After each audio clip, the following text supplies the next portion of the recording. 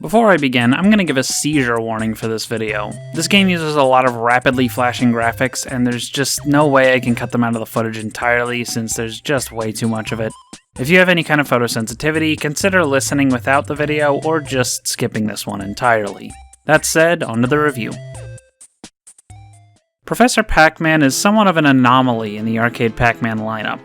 Even Baby Pac-Man stuck by the series' traditional maze gameplay, and while they changed the core gameplay up quite a bit, Super and Pac-N-Pal are both at least still recognizable as Pac-Man maze games. Professor, on the other hand, is a quiz game meant to test young children's mental faculties. But the obvious question is, why even make this game in the first place? Whose idea was this? Well, it's actually quite an interesting story. Professor Pac-Man is the brainchild of two men, Eddie Adlam, publisher for the coin-op arcade magazine Replay, which still runs to this day, and Johnny Lott, a world champion foosball player and prominent figure in the early video game tournament scene, organizing the first ever video game championship with a $10,000 Asteroids California State Championship competition all the way back in 1981.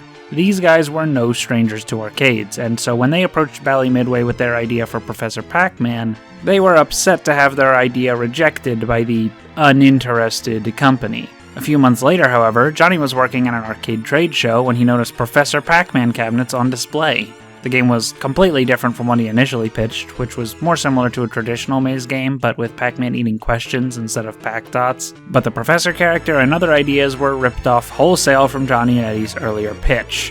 They threatened legal action, and Bally Midway responded by agreeing to a royalty contract. This claim of Bally Midway stealing the idea from Johnny and Eddie isn't 100% confirmed though, and some reports claim that Bally Midway had actually accepted their initial pitch. Additionally, one of Professor Pac-Man's lead developers, Mark Pierce, said that he never knew anything about the alleged dispute. So while it makes for an interesting story, do take all this with a grain of salt. Anyway, once the game was released, it flopped harder than Pac-Man and Chomp Chomp's limited European release. Only 400 cabinets were ever made, and many of those were sent back to the distributor shortly after release. Originally, Bally Midway had planned to develop 3 different versions of Professor Pac-Man, all with completely unique sets of questions. The Family Pack was intended for arcades, the Public Pack for bars, and the Prizes Pack for competitions in casinos, but due to the game's initial release completely bombing, only the Family Pack ever saw the light of day, and so that's what we'll be reviewing today. This is Professor Pac-Man. I won't even bother complaining that there are no cutscene intermissions this time. It's a quiz game, not a fast-paced action game. That said, each question being on a pretty strict time limit that only gets shorter the longer you go makes the game kind of stressful, so a little break time would have been appreciated. Am I surprised or disappointed at Professor Pac-Man's lack of intermissions? No, not really. I'd rather just move on to the presentation. It's pretty bad. Starting with the visuals, it's a total mishmash of art styles with no cohesion whatsoever. Characters like Pac-Man, the Professor, and some of the animals are cartoony, while objects and scenery are realistically shaded, mixed in with these abstract shapes, and it all clashes really badly. All the while, these sprites are overlaid on a barren black void of nothingness. They couldn't even put a classroom-like background or something at the top part of the screen with Professor Pac-Man in the HUD, and it makes everything look really empty. On the other hand, this game will occasionally use this awful-looking abstract pattern with flashing colors every time you get a correct answer or go to a bonus round question, and I just don't understand this at all. Like, what is this even supposed to be? Why not just say correct over the black void of nothingness like everything else? Did they really have to use this seizure-inducing nonsense? And then there's this scene that plays when you get a game over with Professor Pac-Man's silhouette waving goodbye as the sun sets. It's honestly kinda creepy. I don't know what it is, but it just makes me uncomfortable. Some of these sprites are downright ugly, like this bootleg-looking Pac-Man walking across the screen and removing his own head, or the fruits looking off. It's hard to describe, but it reminds me a lot of the Ms. Pac-Man Genesis sprites, how they tried adding realistic shading to what should be simple cartoony sprites, and it just doesn't work, especially at such a low resolution. Speaking of which, you'll notice this game is actually in a horizontal display rather than the typical vertical display of most other arcade games. I'm not really sure why they chose to display the game like this, but I guess it helps for some of the questions, like this one with the 3 buildings. It's just another oddity to this game's baffling presentation. This even affects the gameplay, since many questions will ask you to match 2 sprites, or pick the mirrored one, or pick which shape 2 pieces would make when put together, but the low resolution makes it really difficult to see what the difference is, especially with a time limit. Even after getting the question like 3 or 4 times, I still couldn't figure out the difference between these bird sprites. Only after looking at my footage in post did I notice this central belly portion of the middle one. I can't imagine figuring these differences out was any easier on a CRT display in bad lighting at an arcade either. The text is also mostly lowercase for some reason. Normally I wouldn't even bother to bring this up, but this is supposed to be a somewhat educational game for kids, so you'd think proper capitalization would be a no-brainer, but nope. So yeah, the visuals are a complete mess, and like I warned at the start of the video, the game loves to rapidly flash bright colors on the screen, and it genuinely could give someone a seizure. I wouldn't be surprised if this game sent some unlucky kid to the hospital, though I haven't seen any reports that claim as such. The fact that it's even possible says more than I ever could about the minimal level of care put into this game's visuals. Sound, unfortunately, doesn't really fare much better here either. There's not background music per se, but the game is constantly spamming little jingles and sound effects at you, one after another, and they're just ear-grating. I had to turn down the volume on my computer while I recorded the gameplay because it was that bad. It's not like obnoxiously dissonant or anything, though the compositions don't sound that good to begin with. It's more so the stereo sound output. This is really hard to quantify in words, but it's like there's a slight delay between the right ear audio and the left ear audio, and since I'm playing this on an emulator with headphones on, it's just noticeable enough to be annoying. As if that wasn't bad enough, a couple of the game's music pieces are missing the left ear's audio entirely, and every time it happens I think there's something wrong with my headphones or something, but no, that's just the game.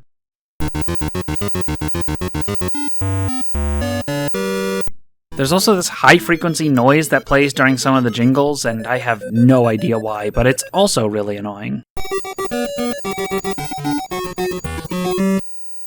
I get that these problems most likely wouldn't be an issue or noticeable at all for people playing the game on actual arcade hardware, but I figured it was still worth mentioning since I highly doubt any of you watching would be, given this game's rarity.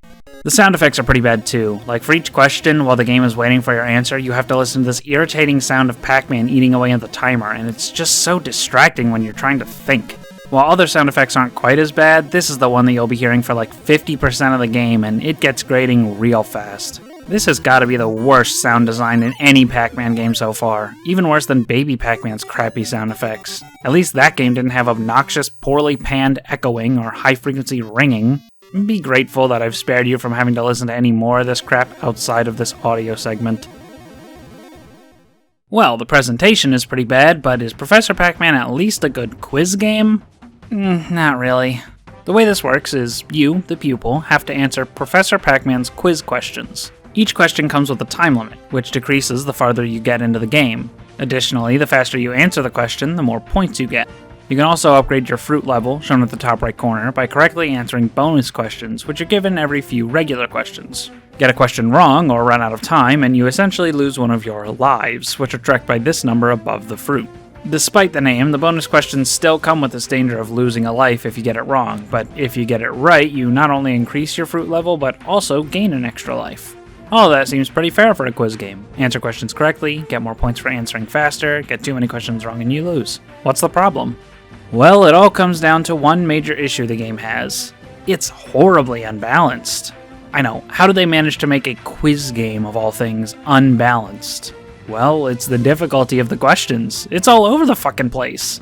They range from easy baby questions like matching this picture to the identical one right next to it, or completing an obvious sequence, to total bullshit with a timer that goes way too fast for what they're asking, like playing spot the difference between two objects that are off by like 1 row of pixels, or memorize every detail of an entire scene in like 5 seconds. Many of the questions are, well, questionable. Like this one asking you to count the intersections, and there's clearly only 5, but 5 isn't an answer. The right answer is 6 because it counts this ending where the lines aren't even touching. Or these math questions where you have to fill in the right signs to make the equation correct, but the correct answer is wrong. Looks like Professor Pac-Man never learned his order of operations. The correct answer is B, but 6 plus 6 plus 6 times 6 would be 6 times 6 equals 36, 6 plus 6 equals 12, 12 plus 36 equals 48, not 108. But the game ignores order of operations and assumes you're doing 6 plus 6 equals 12, plus 6 equals 18, times 6 equals 108. In case you forgot, you're supposed to figure all of this out from 3 different answers in a matter of seconds. This digital number question can also be really annoying. It asks you which one it would be if turned upside down. But the correct answer is upside down and backwards. So even when I pick what should be the correct answer, it still tells me I'm wrong. I really hate this one with the unfolded die. How the hell am I supposed to figure this out and determine which one is an impossible arrangement in the 5 seconds it gives me to look at it? Keep in mind that this is the pack of questions meant for children. These which object does or doesn't belong in the sequence questions are also total nonsense.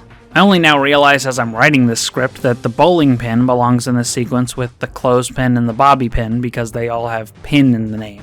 When I'm sitting there being asked to answer the question, I'm thinking it should be household objects or something. And what the hell is tying all of these together? A map, a bow tie, a violin, and an archery set? Well, the map is the one that doesn't belong, so I guess it's because all the others have bows? Again, there's not nearly enough time to sit and think through this in the actual game because the timer is so short, so I'm only able to realize this after looking back at my recording and putting it together after the fact. Any of these mirrored image or match the image questions can also be really obnoxious the first couple times, since the detail that you're supposed to notice is different is always the tiniest fucking thing. Like the direction of the shading on this dog's ears, or this lobster's antennas being ever so slightly off. Sometimes the difference is so hard to notice, I just end up having to guess. Usually you can at least rule out one answer pretty easily, but the other two will be so similar that it's nearly impossible to distinguish them in the very limited time you have to input your answer. Honestly, most of these types of questions are pretty easy if you know what to look for ahead of time, but that won't happen until you've already seen them a couple times. Memorization questions are some of the worst the game has.